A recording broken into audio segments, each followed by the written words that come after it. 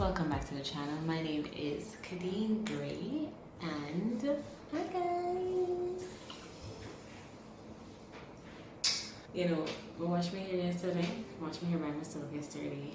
Ever since my hair got this length, I have been avoiding dealing with it myself. Like I used to groom and wash and style my hair, do everything to my hair myself. But then when it started growing and getting heavier and a lot to deal with, but I said, you know what? Let me just do the hairdresser all the way because I can't manage it.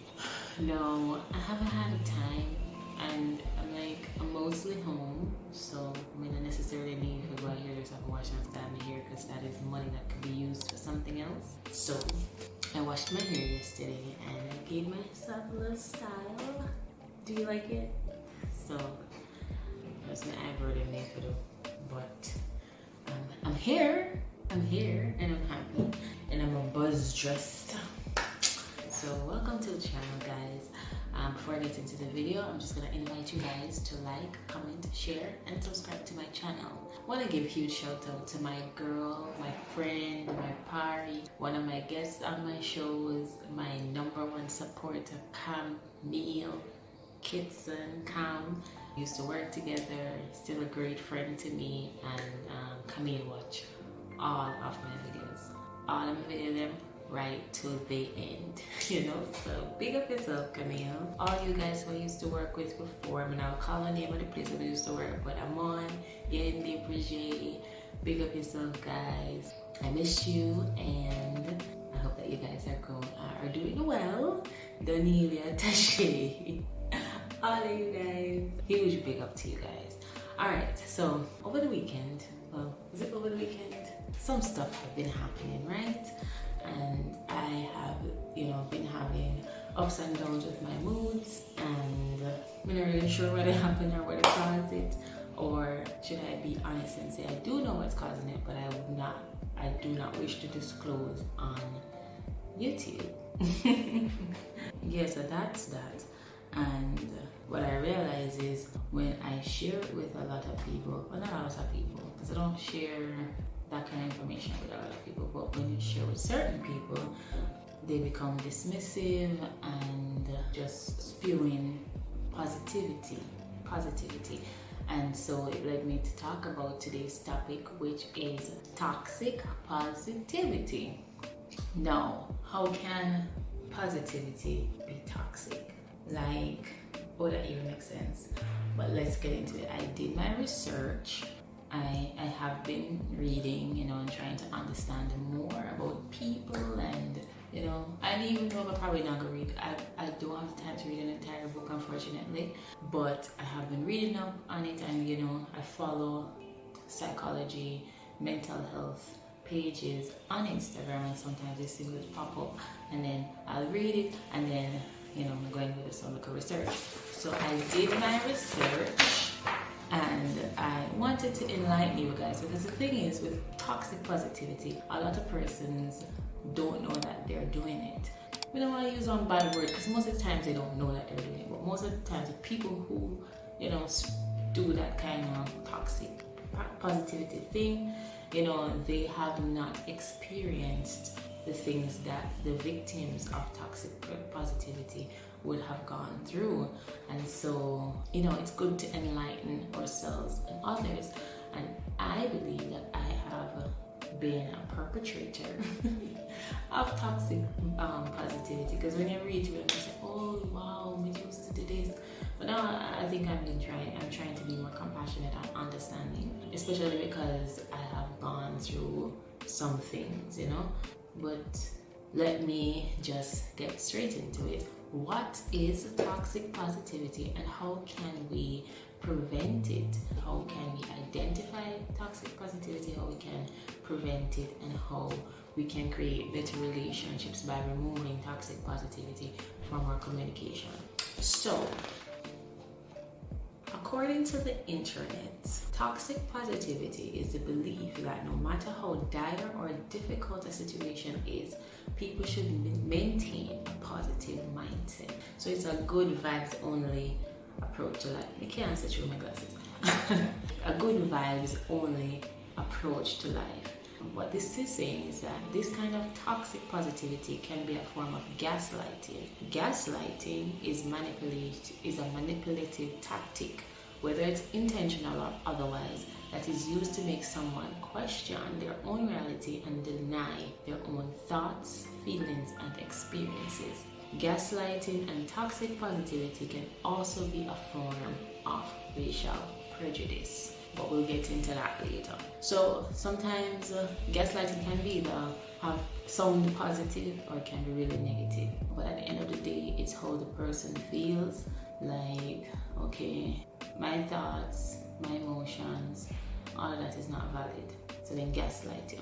So when we gaslight someone by saying things overly positive, like everything happens for a reason, or you know how much people would in your position right now, or enough people not do what you do, we're often invalidating another person's pain and experience in order to appease our own feelings and need for comfort and stability. Some of the times I feel like people, they just can't bother to deal with other people's problems, so they dismiss it through this positive toxicity. But I can't say that word here. But yeah, feel better about the whole situation, I guess. And sometimes it's just uncomfortable for people to talk about their reality, and it also makes the person who is listening or hearing uncomfortable. So we dismiss it by saying stuff like that. And sometimes we just don't know what to say. Sometimes it's okay to just say that, listen, life hard right now, and it is okay to sit in your feeling of discomfort right now. Sometimes we can't explain why things are happening. We don't know why this pandemic is happening. I think I have said that everything happens for a reason. Some things just cannot be explained, okay? And it is okay. It is okay. And I think it's time for us to just accept that it is okay to not be okay sometimes, but do the necessary things to get back out of it, not by dismissing it, but by identifying your feelings and validating your feelings and emotions, and being around people who are able to validate your feelings and emotions as well. I got this information off the internet because I had to do my research, and this is an article called "The Dangers of Toxic Positivity, Signs of Gaslighting, and Tips on What Not to Say to Someone Who is Grieving," with therapist Whitney Hawkins Goodman, and this is by Dr. Carolyn Leaf. Let me have a reference because I want problem, because these are not all my words. So what she's saying is that sometimes gaslighting and toxic positivity can also be used in form of racial prejudice. So, like when them say all lives matter and we black people, we are really offended. We have a right to be offended. Yes, we know say all lives matter, but right now black people life no seem like it matter to us, and someone tell us, we scream to us and say, look here, black people life matter. And when they say all lives matter, or just let's not just love each other, I don't see color, I don't see prejudice, and kind of something that they are invalidating the pain and traumatic experiences that black people would have gone through in the past. It's like when I say, we're not kill ourselves, all lives matter, negating the fact say black people go through slavery among so many other things, but we're not going to get into that today. So when we dismiss people, we hinder the possibilities of having open, honest communication about our feelings, because you're going to share me and make me feel away. I'm just not going to want to talk to you. We're not going to want to say nothing to you, because it's like, and then we're not going to be able to make the changes that are necessary in our personal lives, in our interpersonal relationships, and in society on a whole. But let's just hone in on relationships, interpersonal relationships, be it between parents and children, spousal relationships, friendships, and those kind of things. We can make the change from there. We can start from there, to move on to better. If we are evolving, we evolve all the way, good, properly. So we definitely need to try to make the change from in the middle part, the beginning, where you have these interpersonal relationships, and when we're able to encourage and foster people to be able to talk to us when we're going to the workplace, when we're going to other societies like churches and so forth. We have these practices in place, and now people are more comfortable to share. And it all starts, and then we just build like Bob the Builder. Can we fix it? Okay, anyway. So, I mean, I think all of us have been a victim of toxic positivity, but also a perpetrator of toxic positivity. Alright, so if you find that you often use positivity in this way, be forgiving and compassionate with yourself. Shame will only get you stuck in a negative spiral. Remember that we're all human and we all mess up at times. Be open and honest. Acknowledge that you may not have validated the person's experiences. Apologize. Apologize. Say that you are sorry and mean it. Become aware of what you think, say, and do. Pause and think before you respond. When somebody comes to you and try to express themselves to you, pause, think before you respond. And if you don't know what to say it. I really don't know or understand what you're going through, but just know that I am here for you. That go far away than, you go good man, you go good, or just think positive. Just think. Why do you laugh? Just good vibes, man. I think we're negative. Not focus on the negative. Just push through because you're gonna make it. You're not gonna make it. You know, so I'm gonna make it. But be cognizant of the fact that right now I'm feeling something. I just want to acknowledge that I want to sit in this right now, and whatever that means. Also, always be curious. Ask compassionate questions. Ask the person, what is it like for you? Don't try and fix the situation. And I feel like a lot of women can testify. When you're in a relationship, not put nobody on blast, but men always, even in friendships, male friendships, I have friends, I have male friends, and man, really, because remember the last time I told them that men are not emotionally intelligent. Then I ask compassionate questions. They just feel like I say, when we come to them with our issues, we need them to fix it. No, boo, I don't want you to fix it. Half of the times we've already figured out what we're going to do. Sometimes we just want a listening ear. We just want you to hold we, hug we, until we say, babe, honey, it's gonna be okay. And if you're a friend, like, you know, not man and male and female friendship, you know, you can give your friend a hug, your female friend a hug, and say, I understand we have a trainer, but you don't send me there for you. Or you can say, what is it like for you? What is it like going through depression? What is it like losing someone? What is it like going through anxiety? What is it like going through what you're going through right now? Because it doesn't necessarily have to be any kind of mental illness, because things happen. Explain sometimes. What is it like for you? What is it like going through this moment? You know, you've lost your job, you've lost your spouse, you've lost something, you're going through a breakup, you're going through something. What is it like for you if you're in a person close like that? And even if you're not close like that, the fact that the person hears or something like that is like a voice saying that, I want to hear you, I'm here for you. And even if you don't have the words to say, the fact that they go say, what is it like for you, and they're able to express themselves, kind of take the load off of them shoulder a little bit. I mean, it not fix them problems, and certain things can't fix, certain things you don't need, you're not get closure from, but speaking about it makes it better, and giving them the room and space to talk about it does make it better for everybody. You learn something, you know, effective communication, and they know that, hey, this person is really here for me. So what are some examples? What are some examples of toxic positivity? You'll get over it. It's not that bad. It's not that bad, man. You know much people that go through worse? You go work out. Look on the bright side. Always look at the glass half full. You're doing great. Just breathe. Just smile. Everything happens for a reason. Failure is not an option. It could be worse. Always look at the bright side of life. I think just repeat myself. What it sounds like to somebody who is going through these things is that you're overreacting. It's not a big deal. Why are you even upset? Like, this is minute. Stop complaining.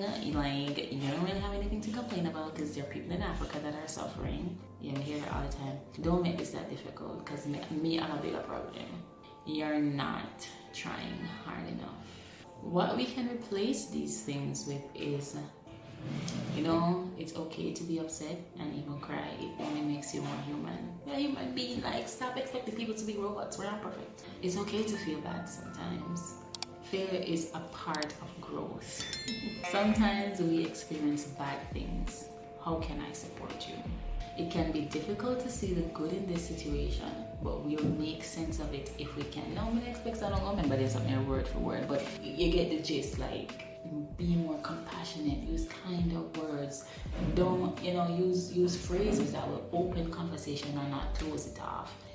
Open-ended questions and not close it off. Because when you say to somebody, say, you'll get over it, okay, I'm going to respond to that and say something like, knowing fine well so what I feel right now not necessarily means that I feel like I'll get over it. Eventually I will, but right now I'm just going to say anything that I come to you with, you're going to dismiss me. I'm not going to talk to you again. I'm not going to want to talk to you about certain things again. This situation is hard and you're doing the best that you can with what you have. What are some things you can control and what keeps you motivated? Don't be ashamed to have the day you're having. It's okay to not be okay. I'm here to listen. We need to remind ourselves that sometimes there is no reason that something bad is happening. Right now, we're in a pandemic, and while we're all looking for causes and reasons for this to happen, what if there isn't a reason? What if it just happened? And everything not for a reason. We need to learn to sit in the discomfort that it is and acknowledge that many things are uncertain, and sometimes things just don't work out the way how we plan, and it's okay to not understand. It is okay to feel anxious or depressed at times. What is not okay is to feel shame and guilt for what you're going through. And once you have the support, once you have the system, once you have somebody listening to you, it makes it easier. I think most of us can say that there's no known cure for depression and anxiety. However, with the necessary tools, with the best tools, we should be able to manage our symptoms, and eventually, you'll be able to manage it to the point where you're not in that state anymore, and circumstances can happen that will cause you to go back into the state. But now that you have the tools, knowing how to cope and to manage with these kind of things, then you are better. Then you're in a better position than you were the first time. So when someone you know is grieving, one of the worst things you can do is say something overly positive, like there is a reason for everything. Or a relative dies and you go say they're in a better place. A better place? I never know what to say to somebody who's going through that great loss. I say death is something that is sure. Don't really have any great loss recently, thank God, but we know that these things are coming. One of the worst things, I never know what to say to somebody who has lost a loved one. I never know what to say because I say, tell them that the person in a better place. Then I have no life, then they're dead. How am I supposed to say that? So it is a better place, you're never dead yet? But it's just that we don't know and we don't have the tools to say or the tools for better communication. But we can't always read and learn. When we say stuff like this, it can negate the person's grief or pain and make them feel like they don't have a right to be sad or upset. So when you bottle up all of that in a person, it can come out as depression, it can come out as anxiety, it can come out in anger and rage, because then I get to deal with what they might deal with. Allow people to deal with what they're dealing with. So what is the best way to help someone who is grieving? According to the therapist, Whitney Goodman, she said, be honest and be present. Try to avoid conciliatory phrases that tend to fall out of our mouth when we don't know what to say. If you don't know what to say, then be honest. Sit with the person and let that person know that you are there for them. One while when I go through my depression, sometimes I need a hug. Like somebody should just be like when I'm not having a good day, and if you realize that I'm not having a good day, honestly, because of so much emotional abuse that I have endured, it's not easy for me to go up to somebody and tell them what I want. My wants and feelings and needs were not validated, so I just shut up. You just shut up. It's not easy for me to ask for things, and I'm trying to get over that. So even something as simple as a hug, like me now will come to you and say, can I get a hug? I don't know how to do that. I don't know how to do that. If you know me, I used to say, like, right now, may I go through something? Please give me a hug. Even though, what should I say? You know, we're in a pandemic and hug is not encouraged. I'll risk it. I keep on my mask and I risk it. Also, I think that's something that I'm inclined to do. Oh gosh, I remember when I was interviewing people and I was doing recruiting and so forth, and sometimes they would come in with a sad story and I would just sit there. Sometimes I don't know what to say to them. Sometimes it's like I know that this person needs to express themselves. I'm just gonna sit here, listen to whatever they're saying, and then, you know, apologize to them for whatever they're going through, and then let them know that I'll be in touch. But yeah, sometimes I find myself in some situations where I just sit down and I listen to people's story. I mean, I don't know for Adams, or I mean, I know enough about them. But sometimes I find myself just listening to them and I be like, oh, okay. I may have work to do and blah, blah, blah. But I'm just there listening, like, all right, I don't know what else to do, but I'm gonna listen, you know. And then, you know, you can compartmentalize, and if you don't have really anything to do with you don't have to take that on, like their issues, and you know, you don't have to take on all of that. But if you can talk to somebody else, that would be great, you know. Just express or share that experience with somebody else, so that you don't have that burden on you without giving out too much details to other people. Because if somebody confides in you, then expect to hear their business from somebody else. But you know, just share how that experience made you feel. You know, somebody coming in my office today and they were talking about, you know, everything what them I go through, and it made me feel, you know, it can make you feel more grateful for life, or it can make you feel, you know, like they go through something similar. You can talk to somebody about that, but without exposing anybody and in business. But yeah, sit with them and let the person know that you are there for them. It is better when you act rather than speak. Mouth could cross if you say anything. So people will say anything and then don't follow through. That's people, right? That's people. So show them that you are present by doing something for them.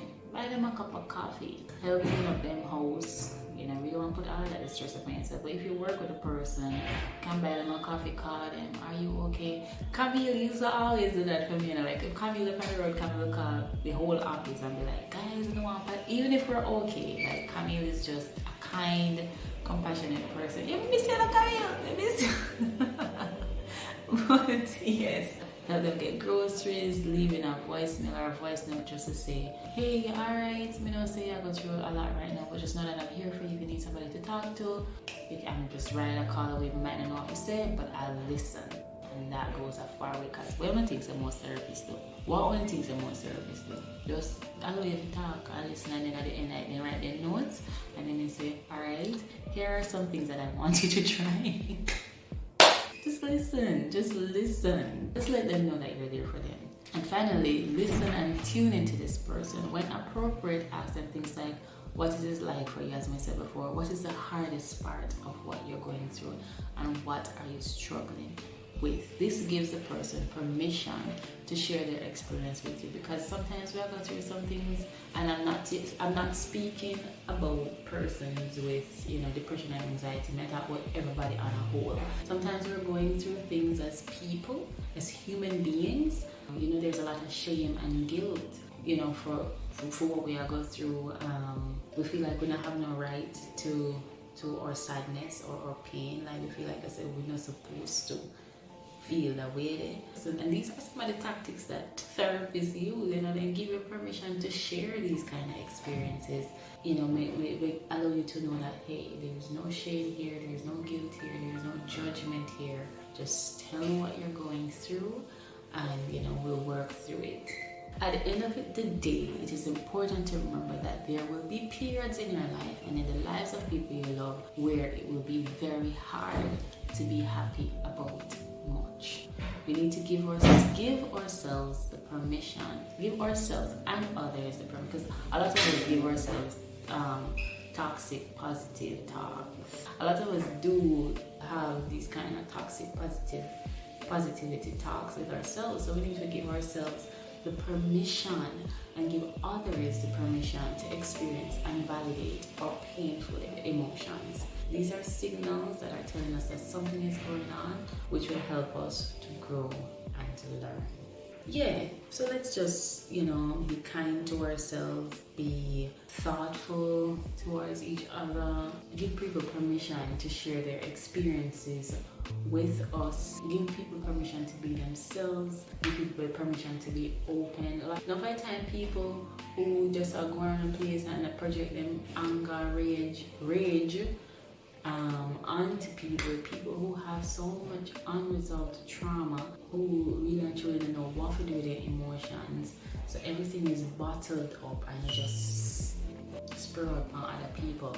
So when we're able to effectively communicate our emotions, our feelings, it makes for better relationships. It makes for better relationships. It makes for better partnerships. It makes a better business. When you are able to communicate effectively at home, like issues where you have at home and go through what you go through at home, when you're best able to communicate that, when you're given the space and the permission to do that, you don't have to go to work and project your home life and the people in my work, and when you're at work, you have to project your work life and the people in my home. Yeah, so I feel like this generation is making the effort to make a change. We're more aware of certain things, and I'm talking about millennials and Gen Z, millennials and these generations. Even though, of course, when I say we're a generation of vipers, I feel like for the most part, most of us are, trying to figure ourselves out and trying to be better versions of ourselves. Not financially, not only financially, but mentally, spiritually.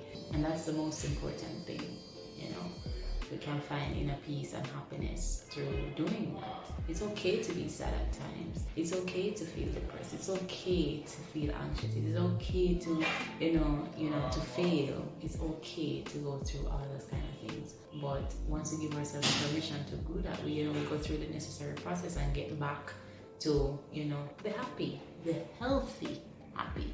I think I've said enough for today. Be kind to yourselves. Be kind to each other. Thank you for having a sip of wine with Kadz. And guys, I will see you in the next video. Huge big up to you guys, and thank you so much for subscribing to my channel. Thank you for the love. Thank you for the support.